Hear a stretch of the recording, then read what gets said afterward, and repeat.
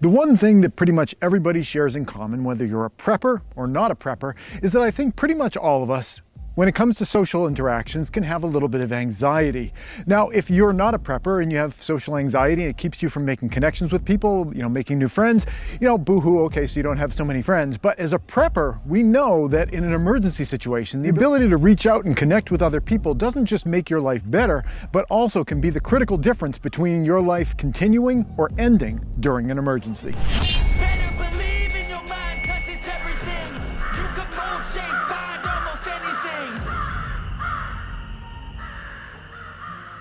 Hey everybody, this is Praxis. With the exception of videos about exercise, I think when it comes to prepping topics, you'd be hard-pressed to find one that's less interesting to preppers than videos about networking and socially interacting with other people. There aren't a lot of videos that get made out there, and there aren't a lot of videos that get watched out there on this topic, in the prepping landscape. But as you can tell from what I said at the beginning of this video, I think it's really, really important that people have this skill. And if you look throughout all of human history, it's the people that are able to come together to network, to pool skills, to pool resources, to leverage other people around them's abilities that are really the successful groups, and those are the winners that end up writing history. The ability to network and socialize with other people is really the only superpower that human beings have. We don't have claws, we don't have fur, we can't run particularly fast, but we can network our brains with other people. But it only works if we are open to those connections. And in this video, I want to talk about that specific topic, how to make connections with other people, both for the survival benefits of it, but also all of that completely aside, being able to network and connect and socialize with other people just makes your life, independent of there being any disaster, much more enjoyable. I'm breaking this video up into 4 different sections. The first section is how to get the conversation started with someone. You are in a cold conversation with someone that's a complete stranger to you, how to start that conversation process in a way that just feels natural and doesn't feel awkward or forced. The second section is going to be about things that you can put into a conversation that people like, that are going to make people want to have more interactions with you versus less.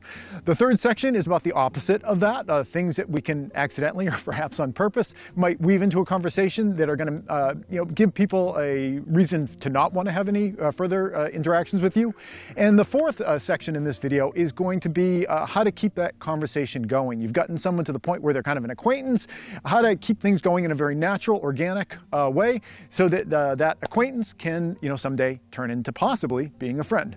Step 1 is to be ready ahead of time for a situation when a possible connection might arise. And the way that you get ready for situations, as is the way with all different types of prepping, is practice. If you're in a situation where you want to make a connection with someone, say it's somebody that has like a really cool skill set, or somebody that seems like you and them share a lot of similar interests, and you think they'd be a good addition to your prepping network. If you go into that situation completely cold, you are going to run the risk of the situation being kind of awkward and uncomfortable because it's not something that you are doing on a routine basis. It's really important to constantly practice being social with people, and the best way to do that is to do it in situations when the stakes are not high, when you don't really give a crap whether or not you create any kind of a long time lasting relationship with this person that you're interacting with. The key is to kind of keep the engine warm so that this is something you're constantly doing, just being friendly and being personable with people. We're going to talk later on in the video about what those skills are, but the critical part that I wanted to bring up right now is just that it's important to keep using these skills all the time, even when it's not a situation where you even care whether this person turns into an acquaintance or a friend or anything like that.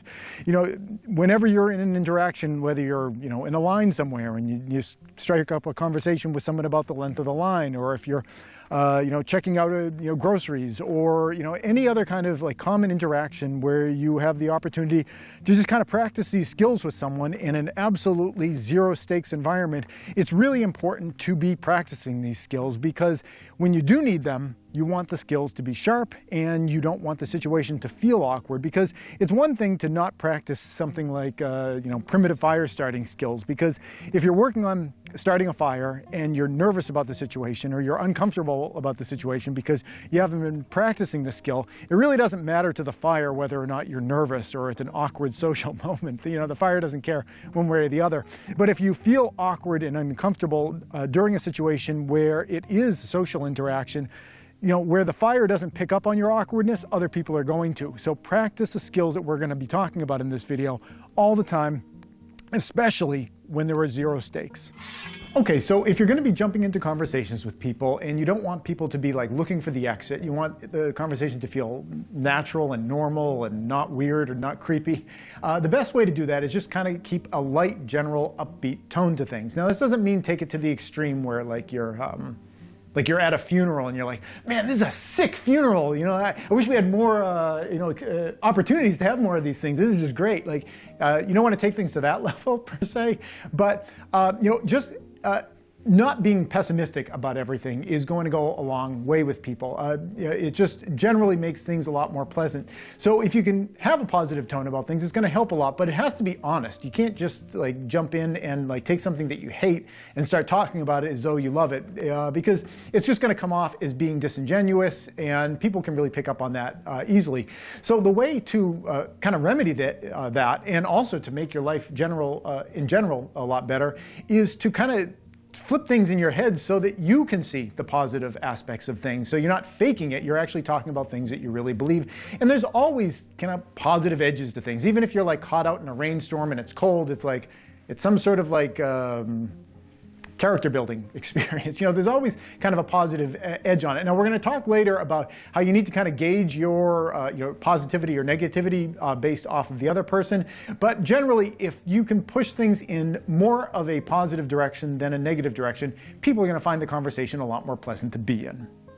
Okay, so while you're talking to people in your fun, upbeat kind of tone, another important thing to keep in mind is that it's not all what's coming out of you going in their direction. Conversation is not a one-way street, and it's important to remember that. There's a kind of rule of thumb out there that's the 70-30 rule, which says that whenever you're talking with someone, it's a good idea to aim for them talking 70% of the time and you only talking 30% of the time. Now, obviously, in practice, this wouldn't really work if everybody did it, because if one person talks 30% of the time and the other person talks 30% of the time, what happens in that extra 40% when nobody's talking? It would be pretty awkward. So this is kind of like something to aim for. I think the idea is that if you aim for letting the other person talk 70% of the time, you're probably going to end up falling somewhere around 50. So the idea is make sure that you're not the one talking all the time. This is something that I always find myself a little bit challenged by, which I imagine you guys could probably imagine watching my videos, where I can take a video about like watering a plant and I can stretch that baby out to be like 20 minutes long for one of my videos. So this is something that is always a little bit of a challenge for me, which brings me actually to my next point, which is it's important when you are interacting with people and when you are telling stories to people to be honest about the fact that you're not perfect. Now, it may come as news to many of you guys out there, but you're not perfect, I'm not perfect, and neither is anyone else in the world. And we all pretty much know that about each other. Everybody knows that you're not perfect, so there's no real reason to try to pretend otherwise. And being open about things that are like embarrassing that happen to you, it has a lot of benefits in conversation. One of the biggest ones is that it makes people just tend to feel comfortable around you. People tend to feel less judged when they're around somebody that can joke about their own failings.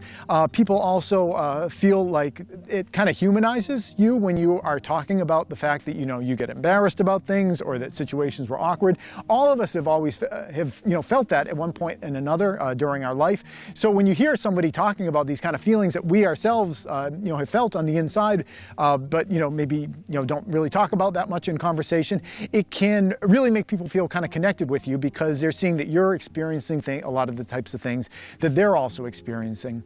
Additionally, when you are talking with people, the idea of kind of sharing experiences, whether they're embarrassing for you or otherwise, gets into the idea of storytelling, where you're sharing an idea with people. Whenever you get into a situation like that, again, kind of getting back to that 70-30 rule, you want to try to keep it as brief as you can, so you're not blabbing all over the place forever. Again, this is advice that I could probably take from time to time. And in addition to that, you also want to try to tell a story in a way that, elevates it a little bit. If somebody asks about your weekend, you could say, yeah, it was all right. Or you could say, it was just amazing. I did this amazing thing and, I learned about this type of thing. Or, I'm have no idea what your weekend was like. But if you talk about things in terms of them being exciting in some way, and you feel that kind of excitement, people are just going to naturally be more engaged in your stories and are going to be more interested in hearing what the end of that story is. It's also important to throw in regarding the idea of sharing embarrassing stories with people that if you are going to do that, and you should, don't do it about things about which you are actually insecure. If you, had some kind of like awful experience in your life and it was like kind of traumatizing for you, I wouldn't suggest bring that up in conversation, because even if you're trying to spin it into something that's kind of funny, if you still feel a lot of discomfort around that, people are going to pick up on that, and it's going to make the whole vibe of the conversation just kind of start feeling weird. Now, it would be good for you to kind of move through your life in a way where you can talk about something like that and it doesn't cause you to feel uncomfortable, and then you could start sharing that. But insofar as there are parts of you that you actually are insecure about, you wouldn't want to necessarily just thrust that out into conversation, because people are social animals. They're going to pick up on the fact that even if you don't have tears welling out of your eyes, that people are going to get a sense that this is kind of an uncomfortable sort of situation. And if you want the conversation to continue to feel comfortable, you don't want to create a situation where you are actively making yourself feel uncomfortable because everyone else is going to feel it with you. But comfortable or not, everything we've talked about so far has been one part of that two-way street of conversation, things that are coming out of you. Again, you're aiming for that 70% of the other person doing most of the talking. So how do you get that to happen? Well, the best way to do that is to try to pick up on cues and clues about what that other person may or may not be interested in, and ask people questions about that. And if you are going to ask someone a question, you want to make sure that it's an open-ended question. Like, let's say you think the person might be interested in gardening. You could ask them, "Are you interested in gardening?" And they might jump onto that and start answering that in a nice full way. Or they could just say, "Yes, I like gardening." And that's as far as it goes. So it's nice to ask people questions in a way where you can't answer the question with kind of a yes or no answer. If you wanted to talk about gardening, a way of doing that would be to say, like, last year I had a lot of success with some crop that I had, or I had a big disaster with another crop that I had. Like, what are some of the crops that, for this area, what are some of the crops that you think have worked really, really well for you? And that would kick them off, talking about some success stories or some horror stories, but at least it's going to give you a little bit more than a yes or no answer. And that's really critical if you want to start picking up on more little clues about what this person is interested in. If they start talking about a certain crop that they grew, you could ask them follow-up questions about, have you ever eaten that? I've heard that crop is so much better when it's fresh. What is your perspective on that? So if you're getting a lot of details from people, it gives you all sorts of natural and kind of organic ways of asking more questions about this person and building up in your mind kind of a picture of this person. And it's going to make it easier and easier as you go through the conversation to have all sorts of different things you could ask them about. Once you get the person talking about themselves, you are going to unlock one of the strongest tools in your arsenal to get people to be comfortable talking with you and enjoy the conversation they're having with you, and that is the opportunity to give somebody a compliment. But if you do it, it absolutely needs to be a genuine, honest compliment. It can't feel forced, and it can't be something that it feels like you're just shoving a compliment there because you want the person to like you. It's got to be something that you genuinely think is cool or interesting about that person. And it doesn't have to be something big. And getting back to what I said at the beginning, where this is all practice, practice, practice, it's the kind of thing where you just kind of start small and you just identify little things about people that you think are interesting or you think are cool, particularly if it's something they did themselves. Like if you walk up to a woman, you wouldn't come right out of the gate like, "Your breasts are very appealing to me." They didn't make their breasts themselves, so they're not really going to take any, well, that's not necessarily true with a lot of people, I guess. But, we can just exclude that one off the table and, jump to things like different ways that they've dressed or, jewelry. Jewelry is always a really easy one because people intentionally are putting jewelry on themselves, or even if they woke up with it, they were wearing it the night before. At some point they had intentionally chosen this thing and put it on themselves. So, if you're at a grocery store and someone's checking you out and they've got a cool bracelet or a cool necklace or something like that, it's such an easy thing. Just say, "Oh, that's a cool, whatever you have on there." Now, if you're a guy and you don't want to come off as like, "Oh, it's just such a wonderful necklace that you've got there, I love what it does. You know, if you don't want to come off in that way, it's totally fine for guys to be into, like, you know, the gemstone on an earring or something like that. It's totally cool for us to think like the rock is cool. So just like, oh, that's a cool crystal, like the colors in there are neat or something. And keep it small, keep it nothing, keep it casual, and you know, don't invest much in it, because if you invest a bunch in the compliment, you're going to come off as kind of nervous and sweaty about the whole thing. Just keep it really chill, really low key, just like, oh, that's kind of cool. And that's it. You don't expect them to say anything back. Maybe they'll say something back like, thank you. Maybe they don't. It's just, it came out of your mouth and that's the end of it. And you're not going to belabor it and beat a dead horse like I'm doing right now with this section here, where I just talk and talk and talk and won't shut up. Deliver your compliment, be done with it, and then be gone. And again, that's why we do the practice when it's low stakes and you're just someone off the street. It's like, oh, that's a cool t-shirt. Doesn't cost you anything, and it'll make you feel more casual for when you want to drop a compliment in a situation where it matters more. The last aspect of having conversations with people that makes people tend to feel more at ease with you that I wanted to talk about is matching body language, matching tone with the person that you're talking to. And this gets back to what I was saying earlier about that killer funeral that you went to. If people around you are in a more somber mood, you want to kind of match that. If people around you are a little bit more excited, you want to kind of match that. If people around you get a little bit quieter and the tone comes down, and this is something that you oftentimes will see, like, you know, that guy when everybody is kind of hush-hush and he's like, oh, hey, how's it? You know, it's like just you got to match your tone to the situation. When you don't match the tone, especially if you're bigger and louder than seems kind of appropriate for the setting, it just kind of makes everybody around you feel uncomfortable. So if you're not sure what the tone is, look at the people around you and kind of mirror that. And in some ways, this can kind of feel like I'm saying, like, you got to put on a mask and put on a costume and kind of pretend in a way. But you know, you don't have to look at it in that way. The way that I look at it is to kind of read the tone of the room around you and pick up on why people are feeling that way, and kind of think about those things yourself, and thinking about what is causing the people around you to kind of act in that way. As you kind of digest that emotionally within yourself, it's going to naturally kind of radiate back out to the surface, you know, kind of correcting your tone to kind of match the mood of the moment. So in that way, you're not being fake. What you are doing is just remembering to kind of pick up on the energy of the environment, appreciate that, and then filter that through yourself, and then kind of radiate that back using your own unique flavor, but again, trying to match that kind of tone, that mood, so that the people around you don't feel like you are a sore thumb, that it's just making everybody kind of feel a little bit uncomfortable.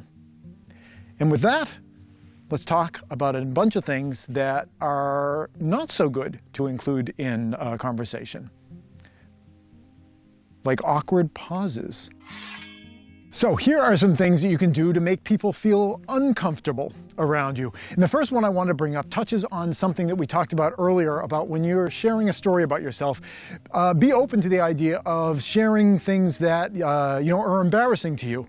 That's fine if you're talking about yourself, but if you're talking about somebody else, you need to make sure that you are not joking or teasing someone about something that they are actually insecure about. And this is something that I've actually kind of struggled with myself in my life, because for the longest time, I've been in that kind of mindset where I don't take my own failings, I don't take my own embarrassing moments all that seriously, and I'll joke about these types of things.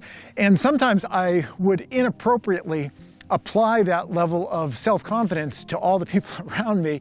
And it wasn't all that appreciated oftentimes when I joke just as freely about somebody else as I would about myself. If I had done that thing that other person had done, I would joke about it. So they did it, so I'll joke about the fact they did it. That doesn't always work for people. So you need to pick up on whether people are actually insecure about things, and you don't want to push those people's buttons on those topics. They may not be the same insecurities that you have. You may think that it's silly that person feels that way, but the reality is that they do feel that way. And if you keep making jokes about that, that person is going to, as a result, feel uncomfortable hanging out with you. They're not going to feel safe. Very similar to teasing people about their insecurities is teasing people about mistakes that they might have made. Like if they misspeak, they used a wrong word for something like that. You know, obviously, like the grammar Nazi is like the archetypical. See, I just did it there. I said atypical, which I meant and I meant to say archetypical. A grammar Nazi is kind of the archetypical example of this, where, you know, people are speaking and nobody cares about them correcting them. Nobody appreciates being corrected by them.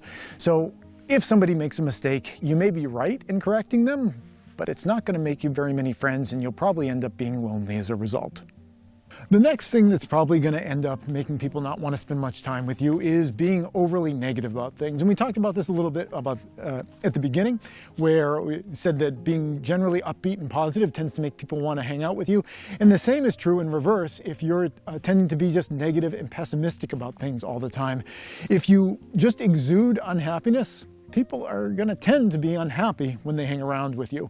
So if you can kind of alter that in yourself, not only will it make people want to hang out with you more, but it will also probably make your days better.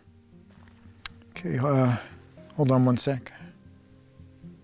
Okay, yeah, the next one is about disrespectful distractions like cell phones and electronic devices, which has just become it's like a part of our culture now, that everybody's constantly distracted and ignoring the people that are around them at that very moment.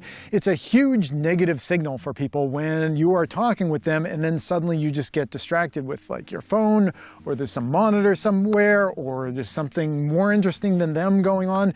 Avoid negative distractions like that, and it'll make the person that you are talking to feel as though you actually care about what they're saying, which is a good thing. The next thing that's important to talk about is the idea of cutting people off. And that includes cutting people off when you've just asked them a question. There's a bad habit that goes around called question cutting, where someone will ask someone a question, but then instead of listening to the person answer it, the first person will just start answering the question themselves. Like, here's an example. Like if you were to say, like, what did you think of the last election? Because what I thought of the last election was blah, blah, blah, blah, blah. And then 5 or 10 minutes later, when you're done talking, everybody's forgotten that you even asked them what their opinion was on that. So it's important to, when you ask someone a question, let them answer it and let them continue talking until they get to the end of their thought. It's a great way of learning more about people, and also it's a great way of having people feel comfortable talking with you and also feeling as though they're being heard. Another thing that can make people feel uncomfortable around you is their feeling of you being inauthentic, not being your real self around them. This is kind of like the brown nose or the kiss up kind of thing. The person that's, again, giving those kind of fake compliments just because they're trying to get in good with somebody. Being inauthentic is a huge turnoff for people.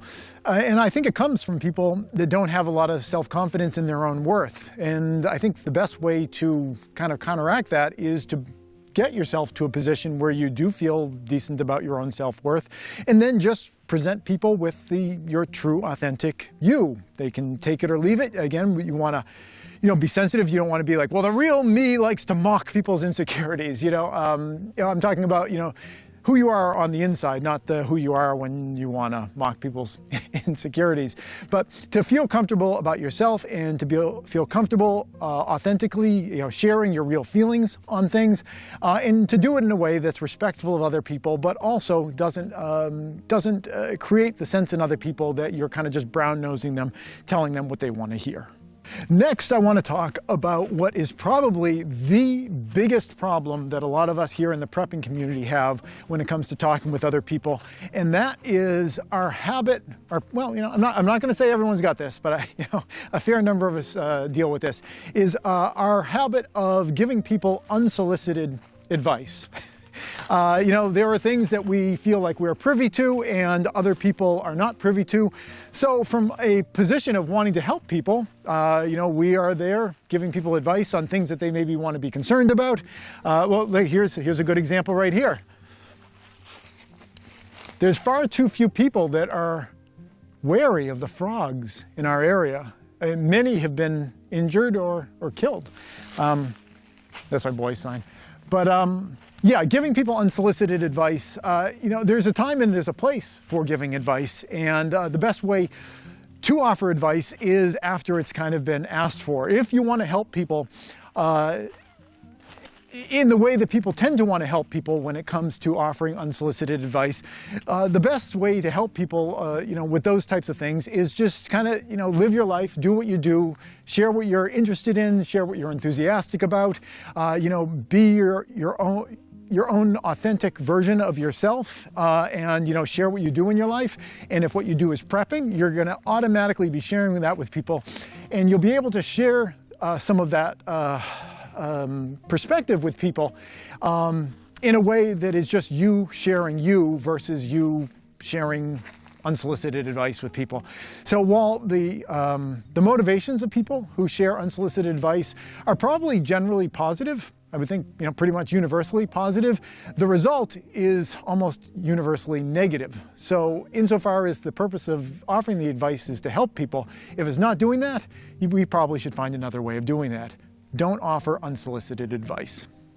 This is a big one in our world today, which is instant aggression. If you're interacting with someone and you get the perception that this person is disrespecting, you know what, I'm not going to do this again, I'm just going to continue from there. If you get the impression that this person is disrespecting you, jumping instantly to aggression and anger, what purpose does that really serve? Far more often it is useful to kind of clarify or step back or, just kind of de-escalate the situation. People who jump to instant aggression, if somebody assumes something about you that they shouldn't have assumed, it doesn't do anybody any good, and it doesn't offer the opportunity to kind of create connections and grow with other people. Sometimes people say dumb stuff. Sometimes people say things in a way that, comes off weird. Sometimes people are being aggressive and are meaning to cause you offense. But no matter what the situation is, you getting all angry and emotional about it, if the offense was unintended, that's, you shouldn't be doing that because there was no offense intended. And if the offense was intended, they probably did it to try to get an emotional reaction out of you. So under any circumstance, the idea of acting emotionally and instantly aggressive when you think somebody has said something negative about you is never a good idea. Far better it is to, is that like Yoda talking? Far better, I can't do a Yoda accent. Far better, drop the goddamn Yoda. It is far better to you use the potential for this having been a misunderstanding to have everybody kind of learn and grow and develop and know everybody better in a better, more respectful way in the end. So don't jump to conclusions that people are trying to be dicks to you. Maybe just got their foot in their mouth.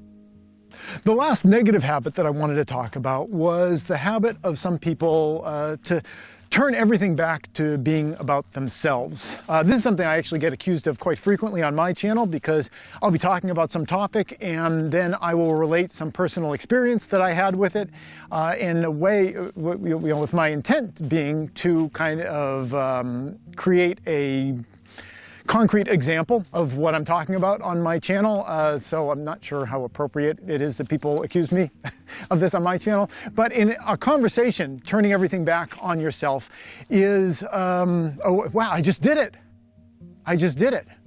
I relayed a personal experience with people criticizing my habit of telling personal anecdotes on my channel, and I just ate up it's been I've probably been talking about this for a minute or two already. I haven't even gotten to the point because of my goddamn turning it back on myself. This is the negative aspect to it, where you're having a conversation with somebody and you keep kind of whatever the situation is, you're bringing it back to you. Now, in some circumstances, that can be helpful to kind of show I've kind of I've experienced what you've experienced, but you want to kind of keep it brief and you don't want to constantly kind of keep bringing everything over, especially when it feels kind of forced. You talk to somebody and they, let's say they're a survivor of the Holocaust, and then you're like, oh yeah, I know what you mean. There was one weekend where I stubbed my toe, and I know exactly what it feels like to have lived in a concentration camp. When you're taking things and, just ridiculously trying to shine the focus of the conversation back on you, your life, and your experiences. There's a time and a place for it, but in remembering that kind of 70-30 rule, be sparing and be brief when you kind of relate things back to yourself. If you are going to relate things back to yourself in a conversation, I think it's helpful to say oh yeah, I had some experience with that with, X, Y, or Z. Be brief about it and then turn it right back to the other person, asking them for some of their continued thoughts or the continued perspectives on what they're attempting to share with you. It's important to let the other person talk. And with that, I wanted to transition to the last part of this video, which is going to be all about once you've created a situation where you have an acquaintance, how you can naturally kind of transition acquaintances into something that could potentially turn into a longer-term friendship. Okay, I just looked at the time and I gotta get in and make dinner. So the rest of this is gonna be kind of like a lightning round. I've got my notes right here. I'm gonna kind of rattle through them. Again, this section is about turning an acquaintance potentially, and with real emphasis on the potentially, into a friendship. And the reason it's important to emphasize that this is a potential thing is you don't really want to fixate on it too much, because if you're of the mindset, it's like, I've got this acquaintance and I'm gonna turn them I'm going to turn them into a friend, God damn it. It's going to make things awkward. It's going to make things a little bit, weird. It's going to make things weird. So the idea is it's potential. You don't want to like meet someone at the RMV line and you talk for like 2 minutes and then it's like you're getting called up to get your license plates or whatever. You're like, oh yeah, it's nice to see you again. I would definitely want to hang out again and again and again. And it'll make it weird. So don't do that. So, here are some things that you can do that will just tend to waft things in that direction. One, if you're hanging out with your acquaintance and there's some other people around and you know something about them that comes up in conversation, and you have the opportunity to kind of like elevate that person, be like, oh, so-and-so, this guy, he knows all about that, or she knows all about that.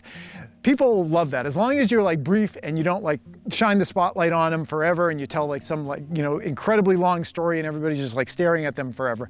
The idea of being there to always elevate other people around you, like whenever you have the opportunity to make someone feel good about themselves, especially in a group of other people really love that, and they're going to want to hang out with you more when they tend to have that feeling. But again, be brief about it, because nobody likes having like happy birthday get sung to them. Nobody likes that.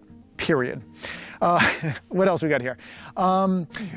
When you're talking about yourself and other people, and again, this is something you want to do kind of lightly, kind of frame things in terms of you guys being on the same team. You don't want to, you get some acquaintance and you introduce yourself and it's like, yeah, we're domestic partners and we're planning on, you don't want to thrust things too far in that direction.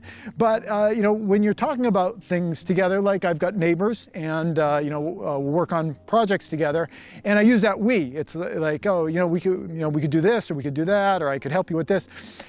Think about things in terms of you and them kind of being on some kind of same team, not an official team, not a weird team, not an awkward team, but just like, when things, need to be done, we can do, I can give you a hand with that. Whenever you frame things as you guys being in it together, again, as long as you keep it light, keep it cash, don't make it weird, it tends to make people, just kind of, they keep hearing that and then they start thinking that. It's like, there's the we. What else we got? Okay, this one gets actually pretty weird, is the idea of touch. And this one gets like, someone call HR on this creep. This is not something that's going to come up when you're first initially meeting somebody, but if you've known someone for a little while, there's like the guy, like, kind of like bump or something like that, or you see somebody, you give them, I'm a hugger. When I haven't seen people for a while, like, people come up, it's like, hey, it's nice to see you. It's like, oh, no, don't give me that. No, give them the hug. But, touch is a great way of kind of connecting with people. It makes people feel, like there's that kind of bond there.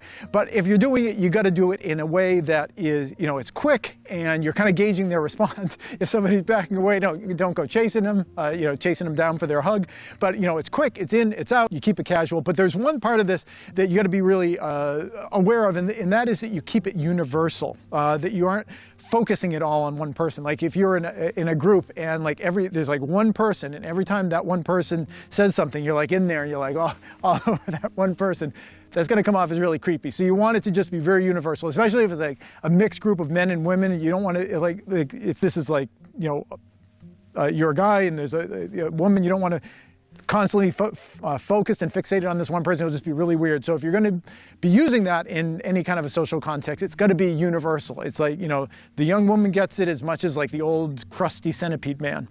Like, it's got to be completely universal. And again, in, out, gauge people's responses. If people feel like they don't like it, you know, don't push that. But if people are okay with it, it can really make people feel like valued, and there's like a closeness there when it's like, hey, how's it going? Okay, next. Sharing praise. This is kind of is similar to like elevating somebody, but if you are getting praise directed at you, and you can kind of radiate that praise out onto other people, like if you worked with a group, making sure that all the praise doesn't like just land on you. It's like, you know, give credit wherever credit is due whenever you can possibly kind of deal it out, and people will really appreciate that. People don't like the feeling of having, you know, put in effort on something and then somebody else absorbs all of the credit for it. So radiate out praise as much as you can. People really appreciate that, and they like being around people who do that.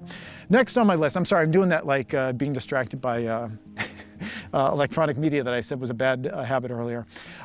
Pick up on clues for future opportunities to check in.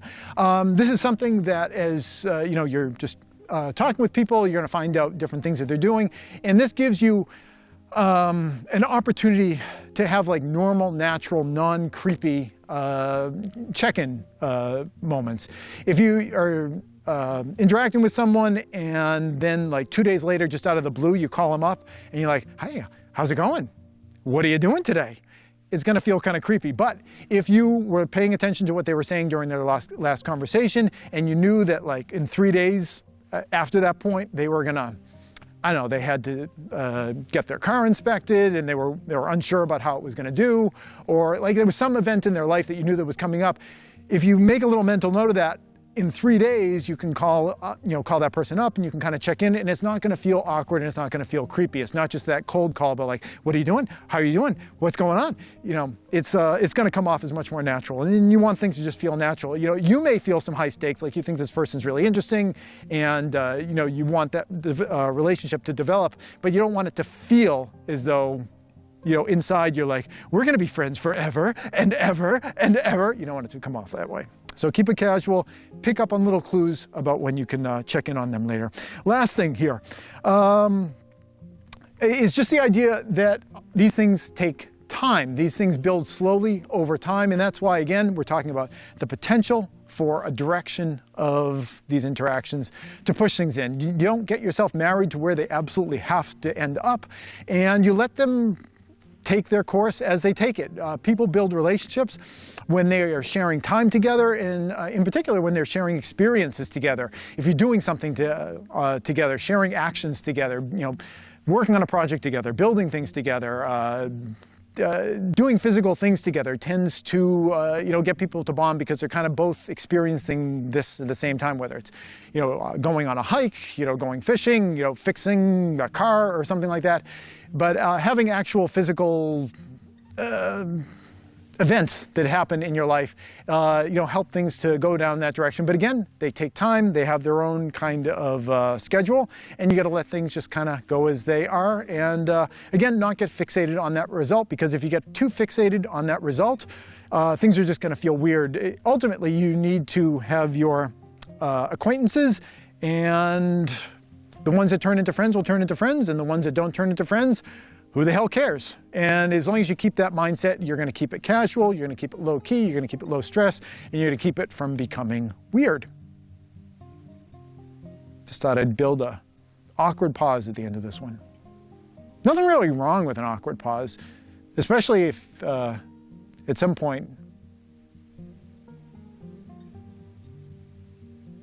Hey YouTube preppers, if you enjoyed this video, here's another that I think you might like. But before you click on it, I wanted to take a moment to thank all the people you see on the right-hand side of your screen. They help to support all the work that I do here over at patreon.com. If you'd like to join them and get your name added to the list, the link's below.